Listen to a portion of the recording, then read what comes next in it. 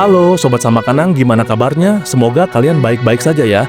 Seperti biasa pada video kali ini kita akan membahas preview cerita Donghua BTTH episode ke-205 yang dimana pada episode sebelumnya untuk mengakhiri pertarungan, Cailin melepaskan metode paling mengerikan miliknya. Puluhan sisik terlepas dari tubuhnya dan berubah menjadi jiwa.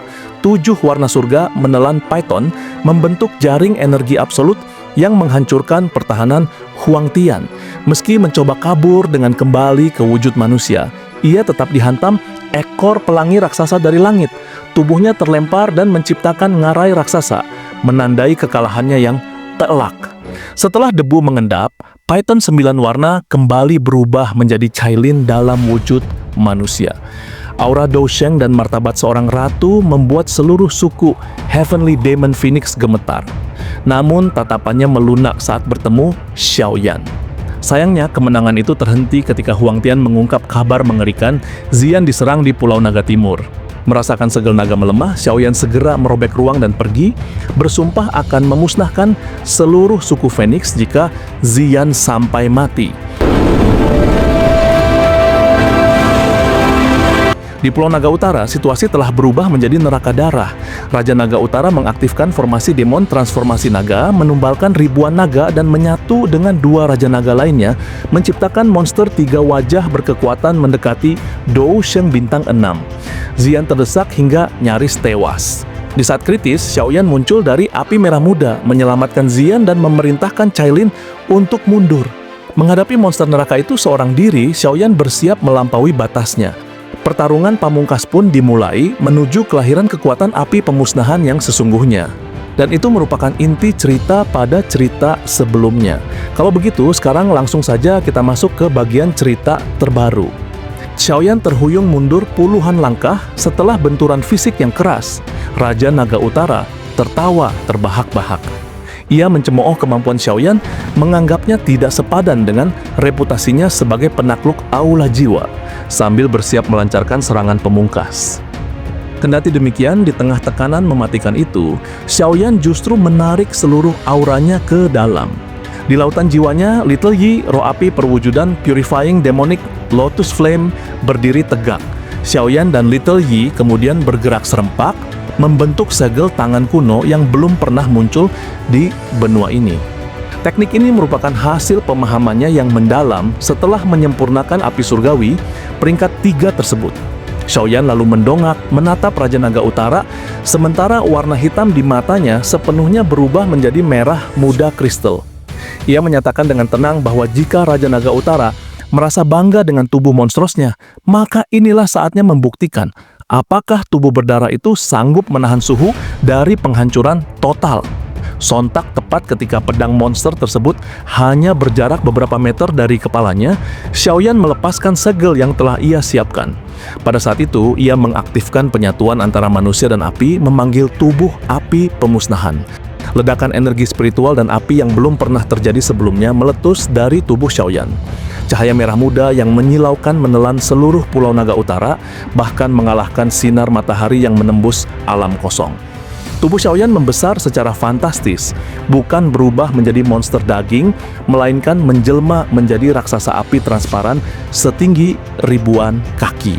Setiap inci dari tubuh barunya terbentuk dari kompresi murni, Purifying Demonic Lotus Flame dan energi kehidupan miliknya sendiri. Wujud tersebut memancarkan aura pemusnahan yang begitu pekat, hingga ruang di sekitarnya tidak lagi sekadar retak, melainkan benar-benar menghilang, terhapus dari keberadaan. Suhu di dalam formasi darah melonjak jutaan derajat dalam sekejap, membuat lautan darah Raja Naga Utara menguap menjadi ketiadaan sebelum sempat menyentuh raksasa api itu. Raja Naga Utara yang sebelumnya sombong kini membeku di tempat. Keenam matanya membelalak dipenuhi ketakutan ketika ia menyadari bahwa di hadapan raksasa api ini, dirinya bukan lagi seorang pemangsa, melainkan hanya sebutir debu yang menunggu untuk dibakar habis. Sementara itu, Xiaoyan, dalam wujud dewa api pemusnahan, perlahan mengangkat tangan raksasanya, bersiap memberikan satu pukulan yang akan mengakhiri sejarah hitam suku Naga Utara untuk selamanya. Atmosfer di alam kosong mendadak berubah mencekam ketika aura pemusnahan yang luar biasa besar mulai menyelimuti tubuh Xiaoyan. Melihat hal itu, siapapun akan menyadari bahwa ini sama sekali bukan teknik pertahanan biasa. Api merah muda yang berasal dari Purifying Demonic Lotus Flame merambat liar, membakar setiap inci kulit, otot, hingga sel terdalam Xiaoyan. Sontak tubuhnya mengalami transformasi yang mengerikan, sekaligus indah saat fisiknya berubah menjadi sebening kristal transparan. Melalui lapisan kulit menyerupai kaca tersebut, organ dalam Xiaoyan yang kini dilapisi kristal merah muda terlihat dengan jelas. Tak lama setelah itu, sepasang sayap hijau merah di punggungnya ikut bermutasi, perlahan berubah menjadi sayap kristal merah muda yang besar, membentuk sosok misterius yang menyimpan daya hancur tak terbayangkan. Teknik yang dikenal sebagai tubuh api pemusnahan ini sejatinya merupakan metode bunuh diri bagi petarung biasa, karena memaksa energi api surgawi yang ganas untuk menyatu langsung dengan konstitusi tubuh manusia yang rapuh. Namun, keberadaan Little Yi sebagai roh api surgawi menjadi kunci utama yang meniadakan seluruh risiko tersebut. Xiaoyan dan Little Yi telah menyatu secara mental, memungkinkan teknik ini digunakan. Kendati demikian, kekuatan penghancur yang setara dengan teratai api berjalan ini menuntut harga yang sangat mahal. Douqi di tubuh Xiaoyan terkuras dengan kecepatan mengerikan, membuatnya hanya memiliki waktu efektif sekitar 1 menit untuk menyudahi pertarungan sebelum energinya benar-benar habis. Di sisi lain, gejolak energi yang meledak dari dalam formasi segera terdeteksi oleh para anggota suku naga kuno di luar area pertempuran. Penatua Juli hanya bisa tertegun, wajahnya dipenuhi rasa iri sekaligus kagum. Ia teringat pertemuan pertamanya dengan Xiaoyan saat kekuatan pemuda itu masih jauh di bawahnya. Namun, kini jarak di antara mereka telah membentang sejauh langit dan bumi. Para sesepuh naga lainnya pun mulai memperlihatkan secercah harapan. Mereka yang sebelumnya diliputi keputusasaan menghadapi kegilaan Raja Naga Utara, kini mulai percaya bahwa pemuda di depan mereka adalah juru selamat yang ditentukan takdir. Ziyan sendiri tak mampu menyembunyikan kegembiraan di matanya karena aura yang dipancarkan Xiaoyan memberinya rasa aman yang telah lama hilang. Melihat hal itu, Raja Naga Utara yang matanya telah memerah oleh amarah dan kegilaan hanya mencibir dingin. Ia menutupi kegelisahan batinnya dengan tawa merendahkan meskipun instingnya terus memperingatkan akan bahaya besar. Sontak kedua tangannya yang berlumuran darah bergerak membentuk segel rumit, memicu teknik terlarang yang sanggup melahap langit. Formasi darah di sekeliling mereka langsung bergejolak hebat, mengumpulkan Douqi berdarah dalam jumlah masif hingga membentuk seekor naga darah raksasa yang ukurannya melampaui pulau naga itu sendiri. Suasana semakin mengerikan ketika tubuh para prajurit naga kuno yang terjebak di dalam formasi mulai meledak satu persatu, berubah menjadi kabut darah yang segera diserap naga darah tersebut untuk memperkuat wujudnya. Melihat kejadian tragis itu, Cailin tidak tinggal diam.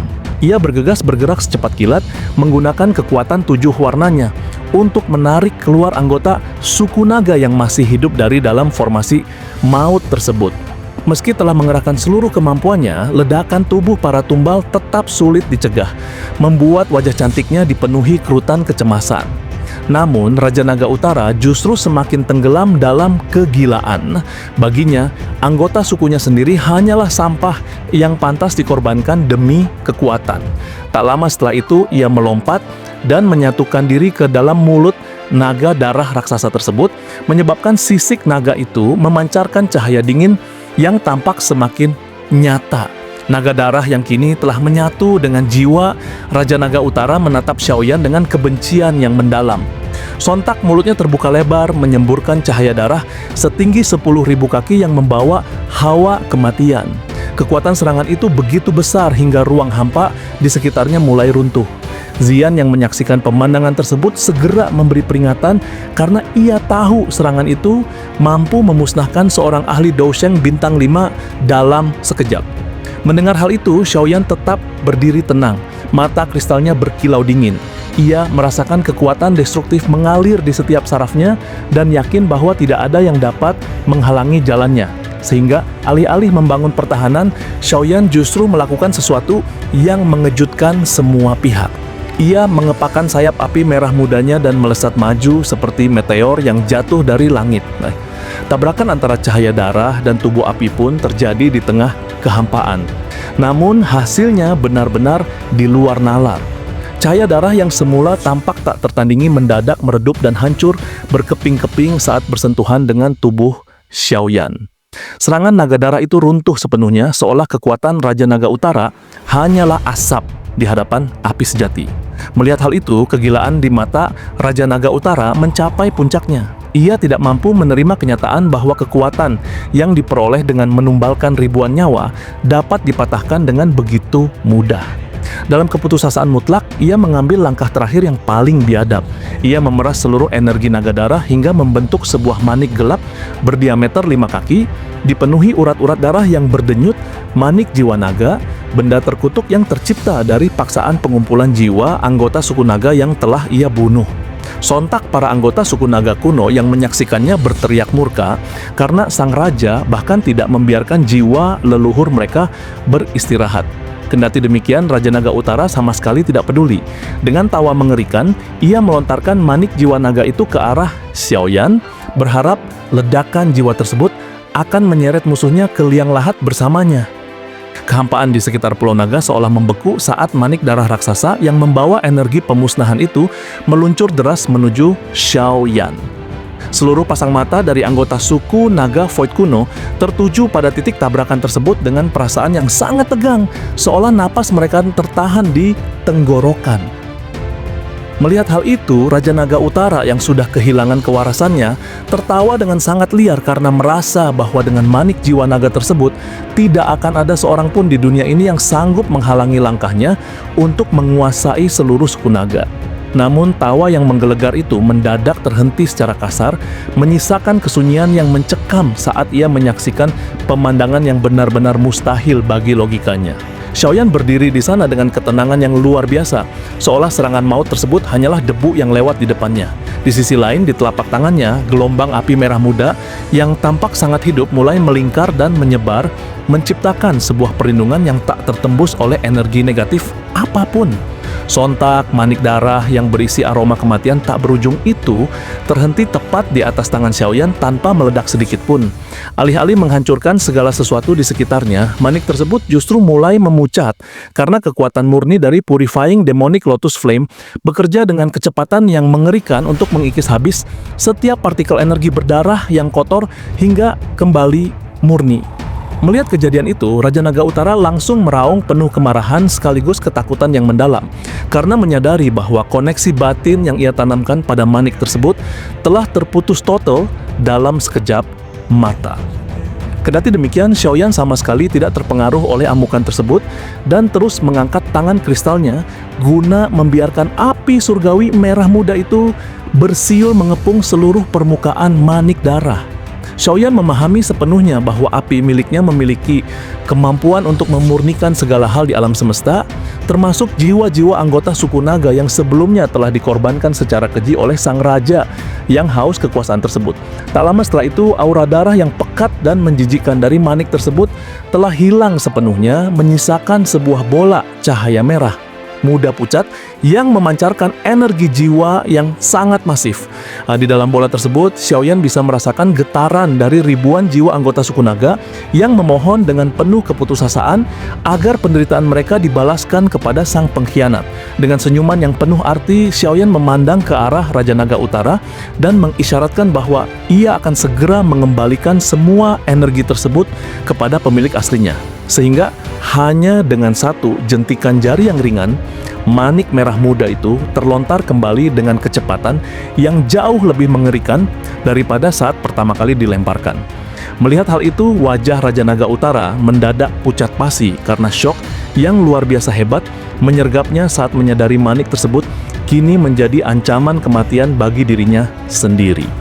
Ia lantas segera memutar tubuh dan berusaha melarikan diri secepat mungkin ke kedalaman ruang hampa tanpa mempedulikan martabatnya lagi sebagai seorang pemimpin.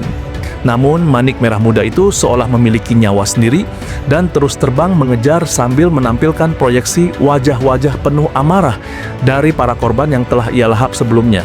Jiwa-jiwa tersebut seolah menatap sang raja dengan kebencian yang mendalam hingga akhirnya manik itu menyusul dan meledak tepat di hadapan mata Raja Naga Utara yang mengecil karena ketakutan yang teramat sangat. Sontak ledakan dahsyat itu menciptakan badai energi yang luar biasa kuat hingga menyapu bersih sebagian besar douchi berdarah yang sebelumnya menyelimuti atmosfer Pulau Naga. Melihat hal itu, para anggota suku Naga Void kuno yang tadinya ketakutan kini melebarkan mulut karena takjub melihat musuh mereka terkapar tak berdaya. Kegembiraan liar mulai menjalar di mata mereka, dan tak lama kemudian, sorakan yang menggetarkan seluruh alam kosong pun pecah seperti suara guntur yang bersahutan. Para tetua dari Pulau Naga Timur merasa seolah-olah mereka baru saja lolos dari lubang jarum kematian yang sangat sempit berkat bantuan pemuda manusia yang memiliki kekuatan api surgawi yang melegenda tersebut. Di sisi lain, Penatua Juli memanfaatkan momen krusial ini untuk berbicara dengan tetua pertama Pulau Naga Timur guna menyatukan visi masa depan suku mereka yang telah lama terpecah belah. Ia menekankan betapa besarnya hutang budi suku Naga kepada Xiaoyan yang telah berkali-kali menyelamatkan mereka dari ambang kepunahan massal yang mengerikan. Mendengar hal itu, tetua pertama yang biasanya dikenal sangat keras kepala, akhirnya luluh dan mengangguk setuju untuk menjalin aliansi resmi dengan aliansi Istana Langit di bawah pimpinan Xiaoyan. Zian yang mengamati percakapan strategis tersebut dari kejauhan merasa beban berat di dadanya terangkat sepenuhnya karena aliansi ini akan membawa stabilitas jangka panjang bagi bangsanya. Namun di tengah sorak-sorai kemenangan, badai energi yang mulai mereda mengungkapkan sebuah kenyataan bahwa Raja Naga Utara ternyata masih hidup meskipun tubuhnya sudah hancur lebam dan berlumuran darah. Melihat hal itu, banyak orang merasa terheran-heran dengan daya tahan fisik ras naga kuno yang begitu fenomenal, bahkan setelah menerima serangan sekuat itu. Meskipun sudah terluka parah, sang raja tetap memelototi Xiaoyan dengan kebencian yang mendalam dan mengancam akan kembali suatu hari nanti untuk menuntut balas dendam. Setelah itu, setelah melontarkan ancaman penuh keputusasaan tersebut, ia segera melesat ke belakang untuk melarikan diri ke kedalaman ruang hampa yang gelap gulita. Melihat hal itu, Zian langsung berteriak cemas mendesak Xiaoyan agar tidak membiarkan pengkhianat itu lolos lagi demi keamanan seluruh suku naga di masa depan. Xiaoyan yang memang tidak pernah memberikan celah bagi musuh berbahaya untuk bangkit kembali, lantas langsung mengepakkan sayap apinya dan bergerak dengan kecepatan yang sangat luar biasa. Raja Naga Utara yang merasa ajalnya semakin dekat mulai bertindak sangat licik dengan melemparkan sisa pengikut setianya ke arah Xiaoyan sebagai penghambat. Sontak Xiaoyan mengerutkan kening karena merasa muak oleh taktik kotor tersebut. Namun, beruntung Cailin segera bertindak menyelamatkan para korban itu menggunakan cahaya 7 warnanya. Mendengar hal itu, Xiaoyan merasa sangat lega dan lantas langsung meningkatkan kecepatannya hingga muncul tepat di atas kepala Raja Naga Utara yang sedang dilanda kepanikan luar biasa. Dengan tangan kristal yang membara, Xiaoyan mencengkeram ubun-ubun sang raja dengan sangat kuat hingga tengkoraknya mulai retak. Dalam keputusasaan terakhirnya, Raja Naga Utara mencoba melakukan penghancuran diri secara brutal, namun Xiaoyan segera mematikan kesadarannya menggunakan teknik kemarahan ilahi musim semi kuning. Raja yang kini benar-benar tak berdaya itu hanya bisa memohon ampun dengan suara parau. Kendati demikian, Xiaoyan tetap menyalurkan suhu panas ekstrim dari api teratai setan ke pusat saraf sang raja hingga jiwanya menguap menjadi ketiadaan yang mutlak.